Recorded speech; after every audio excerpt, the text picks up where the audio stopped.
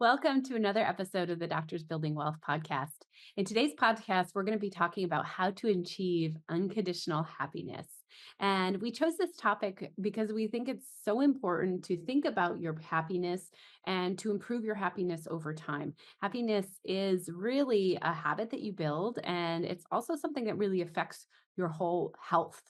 So when you're happy, it actually affects your physical body as well. And so we thought it was an important one to bring up with all of you guys and to have you reflect on your happiness and then to give you some actionable tools and practices that you can implement to increase your happiness over time. Yeah, I just wanted to build on that because, and I don't know if any of you guys can relate, but for me, I thought happiness was based on my external circumstances, right? If things were going well, then I was happy. If there were problems in my life or things weren't going well, then I wasn't happy. That's what I thought happiness was all about. But it wasn't until we went to a happiness seminar where the first words that they mentioned in that seminar is happiness is a habit. And you mentioned that, but I wanted to draw that out because it's so important. It's that if happiness is a habit, that means that you have control over it, right? And if you practice it on a daily basis, if you really get it into your body, you condition it, you make it a habit, then you could be happy the majority of the time, if not all the time.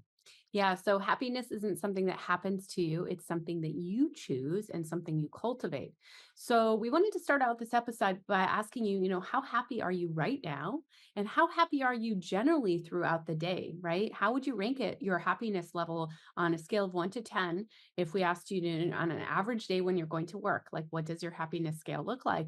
And then think about an average weekend day. Maybe it's a different level. Maybe it's actually worse on the weekends than it is at work. Who knows? But think about your own happiness level. How much are you living in peace or calm or gratitude or joy or just feeling connected and content? How often does that happen to you? And what is your average throughout the average day? Yeah, and also a couple other maybe ways to think about this. How do you feel on Sunday night, right? Before Monday, going to work on Monday. How do you feel Monday morning, right? How do you feel at the end of a day, right? This is something that Leite and I, when we go on our walks in the evening, this is something that we were gauging and measuring. We'll talk a little bit more about that. Think about if something happens, right? Something happens in your life. Are you happy then, right? Something that, and I'm not saying just like good thing, not just bad things, but also good things. Think about your happiness level in those situations. Is it different, right? Is it much better if something's going well, or is it much worse if something's not going well? Now, those of you who have been with us for a while know how much I love to read different books. And I'm in love with Michael Singer. He is a phenomenal author. And one of his books is called Living Untethered. And we thought there were some really helpful key concepts covered in that book that we wanted to bring forward to really talk a little bit more in depth about happiness. So, one of the things in that book, which we've mentioned a little bit, but we wanted to go a little more in depth in, is happiness without conditions. Happiness that is unrelated to what's going on around you, but is actually an inner state of how you live, and one that you are in control of, not something that happens to you, but happens because you decide that you're going to be happy or peaceful or however you want to, be in the moment of a joyful, peaceful state that isn't a suffering state. Yeah, we see this a lot with real estate investors, right? So we have a community of real estate investors, and we see that how they progress in terms of their real estate goals. And a lot of them will, if they don't achieve a goal, for example, then they're very, very disappointed, feeling really low, feeling unmotivated to move on, right? And so this is what happens is that they're in this situation, very clearly their happiness is tied to achievements. Yeah, and so one question you're probably asking yourself, well, should I even set goals? Like, if my goal is going to make me feel bad, like, what should I do? Well, the key is the goal, and not making the goal doesn't have to make you feel bad. That's the thing. You can set goals for the joy of pushing yourself and becoming a different person and growth. But if you don't achieve those goals, it doesn't have to make you feel bad. You can actually choose to look at it and say, hey, look how much progress I made. This is the gap in the gain. Look how much more I've become. Look how much more I've contributed to other people because I worked towards this goal. And so your self worth and your happiness is not tied to the goal. The goal is there with a lighter.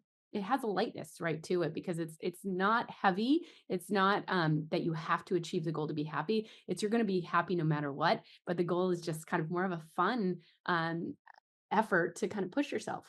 Yeah, and also, I wanted to draw the example of, the end of our day, right? And so Lacey and I would go for a walk at the end of the day, and we check in with each other, right? Just like a lot of us do. And I'd say, "Hey, Lacey, how was your day?" And Lacey would ask me how my day was. My typical response was, "Oh, I didn't get as much done as I wanted. I had this huge to-do list, and I got through like maybe 10% of it. And oh man, I have so much more to do." And that was kind of my that was my usual response, right? And so then and what that says, and this is very common for many of us to do this. Just like setting a goal, it's like if you don't, you know, get through your to-do list, then you're kind of disappointed in your day, right? And I've shifted that since then, and now Now he's like, "Oh, it was it was amazing. It amazing, was right, yeah, right, I extraordinary." say And yeah, exactly, I say it was that's amazing, and it makes such a huge difference, even though sometimes at first it's just the words. yeah. Sometimes at first I'm just like, I force myself to say, "Oh, no, it was amazing." But what happens is when I do that, I actually start to think about what was amazing about the day, and that's the trick, right? Because once you start thinking about the things that were amazing about the day, it's just like gratitude. There's so many things that almost all of us can be grateful for, but we tend not to think about it and tend not to appreciate it. But when you actually think about your day, you did actually accomplish a lot, even though you didn't get through your to-do list. You still did probably accomplish a lot, and you want to draw on. And this is the other thing: we oftentimes ignore the little things, right? Mm. But if you can appreciate the little things, then you will be much happier. There's no question. Yeah, and when he does that, when he says, "Oh, it was amazing," it not only changes his state, but it actually changes mine too. And our whole walks have a different kind of energy to them. Yes. So just him showing up that way does affect, the people around him as well. And it makes such a big difference, especially with your intimate partner. If they are in a great state, it's so much easier for you to be in that great state. Now, should you rely on them to make you happy, to be in the state you want them to be? No. If you've been listening to us, that's not the case, but it's certainly helpful and it's a little bit easier for you when they are in a great state to be able to be in a great state yourself. So another key concept from the book Living Untethered is letting go of resistance. And so this is something that we practice with our kids. But what it is so when you're unhappy, oftentimes what you're going to be feeling is some sort of resistance. And it's often like for me, it's like some type of a tension in my body. If I'm frustrated or angry, there's something there that's kind of either blocked or resisting, and it's kind of an uncomfortable feeling. And one of the things that Michael Singer talks about in his book is when you feel that, first of all, identify, okay, this is some type of resistance. There's something going on here, and then think about, okay, what's causing it, then really feel the emotion that's tied to it. Oftentimes, for me, it's like frustration or stress or anxiety, fear. And then what he says is once you kind of acknowledge it, don't ignore it, don't try to suppress it, acknowledge it, and then release, let go of it, right? Relax and release. Yeah, relax and release. Exactly. So, again, that process is really important to practice, especially the part for me that is sometimes the hardest to remind myself of is identifying when I'm feeling that resistance, pausing and then relaxing. Yeah, and he actually said it a different way, which may also speak to you. So if the relax and release, you're like, how do I even do that? Another way to look at it is when you're feeling that resistance, when you're feeling that, not in your stomach, what you're feeling is a closed heart. And you're feeling kind of shut in and you're feeling like you're protecting yourself in a way.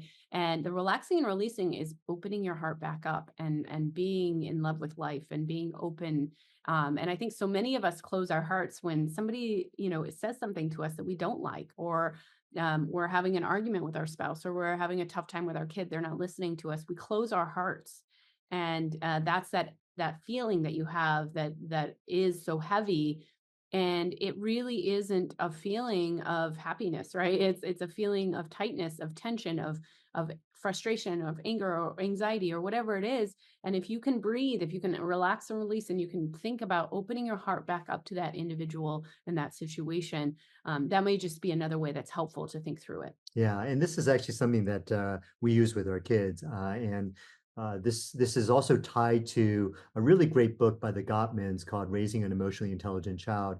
and they teach something called emotion coaching. And this is something that I've found that's very helpful for the kids to incorporate into that emotion coaching. And so what I do is that when they are feeling frustrated or angry, it's holding them and then kind of creating space for that feeling that they're feeling, this anger or frustration, not trying to kind of like just suppress it or say that it's wrong to feel that way, but actually say that, it's okay to feel this way, and to kind of say, okay, if I were in a similar situation, I probably would feel angry or frustrated too. And then teaching them at that point, okay, you feel that kind of tension or resistance. Let's practice letting that go. Let's take a deep breath. Let's let it go, right? Relax and release. And so that's again something that I've been incorporating with the children. And when we do that, I find that it's great, right? Because again, you're letting them kind of feel that emotion. They're not suppressing it, and you're acknowledging it. And then you're also teaching them how to deal with it. And I think that relax and release is a really, really great tool. Yeah, and I realize that we've mentioned a number of books now between the two of us, and so we'll make sure to put a link down in the show notes of our favorite books list, and it's got these books that we're mentioning on it because these are books that have transformed our lives. Some of them are real estate books that are in there. A lot of them are these kind of mindset books, these parenting books, these books that really are about spiritual growth over time, and they're in there, so you can actually go find them. And so the next one is living in the present, right? Is to refocus yourself on where you are right now, because a lot of us feel this tension, this unhappiness, this whatever feeling when we're looking towards the future or we're looking towards the past. For a lot of you, it may be the past. You're reflecting back on something that happened in the past that you didn't like, or that harmed you in some way, or you're reflecting towards the future. If you're an entrepreneur, we live a lot in the future. We're thinking about all the things we want to do, all the things we want to build, what's going to happen in this situation that's going on right now, 5 months from now. And so we're always projecting into the future, but that is an unknown, and it's not something that we can control. And so it can breed a lot of those negative feelings that really do degrade happiness in the moment. And so if you remember to kind of say, hey, I'm in the present right now, like, and when you look in the present, there's very little wrong in the present right now, right? Because most of the stuff that we're worried about or that we're tense about is in the past and the future. And so if you put yourself back into the center, you breathe, you relax and release. Eckhart Tolle writes about this in The Power of Now, which is also a really phenomenal book. And the present is a place that allows a lot of spaciousness. It's a place that allows a lot of space for that happiness and that joy to seep in. If you can remind yourself right now that you are in the present and that other stuff is just an unknown, and be here now. Yeah, and this is something that I relate to. I mean, this is eh, replaying things in the past. I do that oftentimes, and I feel the same emotions I felt back then. I And think most of us do. and most of us do, yeah. And then also in the future, I'll oftentimes wake up sometimes in the middle of the night or first thoughts in the morning, fearing something in the future, right? Or anxious about something in the future. And what grounds me in those situations, now I have a tool, which is living in the present, but it's gratitude for the present, right? Exactly. Gratitude for the amazing things that are going on right now. And again, that's the tool that I use, and I find that really helps me. Again, it's not that I'm not trying to get rid of these things, these thoughts about the past or thoughts about the future. It's more about dealing with them, right? It's more about kind of Recentering. yeah, yeah, focusing on gratitude in the present. And if you have to do that multiple times during the day, that's fine, right? You do that, right? It just depends on how many times these thoughts come into your head about the past or the future, and however many times it takes, you just go right to gratitude and then focusing on the now. Yeah, and this is just a great reminder, we are not perfect at this. We are far from perfect from Uh, at this. This is a practice that we're doing all the time, and just thinking about this, yesterday, I kind of woke up the same way. I was, like, thinking about all these things and, things not done and kind of perseverating really at the moment I woke up, and then I thought to myself, what if I was just right now celebrating and being grateful for the fact that I woke up? And that was enough to reshift my mindset right at the moment, because I was just like, I'm missing the fact that I woke up, which is such a miracle.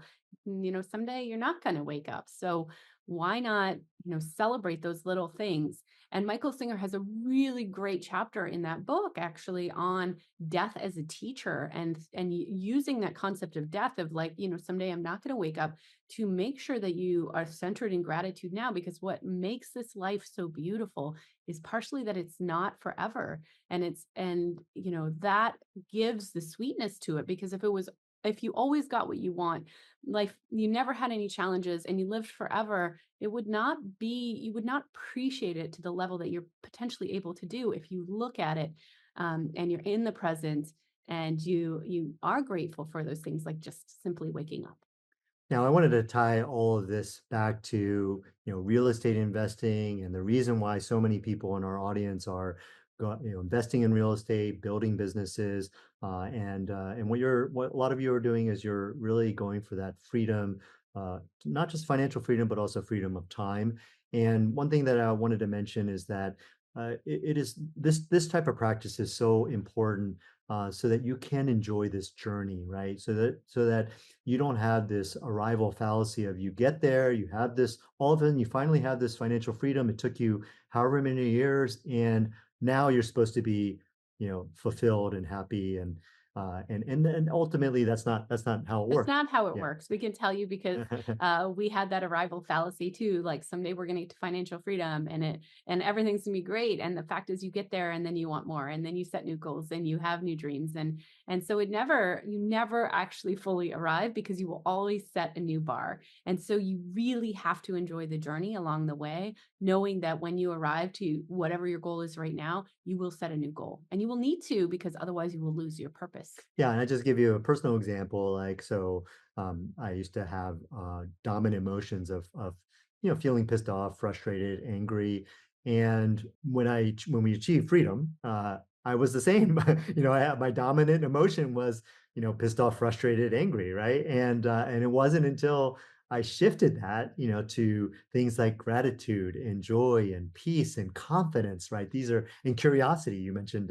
I love that one. And so until I shifted that, then, and again, I could have shifted that even before we achieved freedom, right? That would have been ideal if It's so interesting, because my experience of you, going back 10 years, was not that you were pissed off, angry, but that's what you felt about yourself, that was my right? inner world. Yeah, That was my that was inner your world. inner world. Right. And so this inner world is really the reality for the individual, and people may not see it around them, but and experience it, but it is real to the person, but it's all self-created. Well, I was going to say also that, that you see the people around you and they can seem, happy and joyful, but you don't really know what's going on inside, right? Yeah. Until you kind of really dig in, or until they open up. And I think that that's kind of a really important lesson.